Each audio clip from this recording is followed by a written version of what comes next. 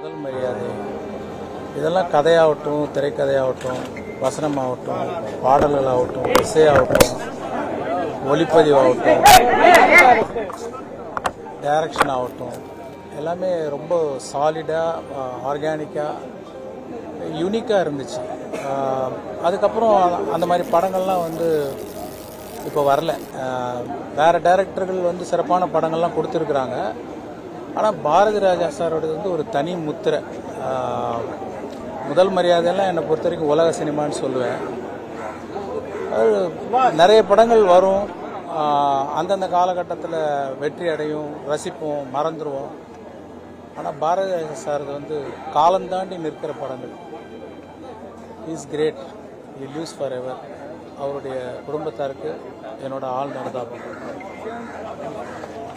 Play store மற்றும் app ஸ்டோரில் இருந்து பாலிமர் செயலியை QR கோடு மூலம் பதிவிறக்கம் செய்யுங்கள். செய்திகளை உடனுக்குடன் பெறுங்கள்.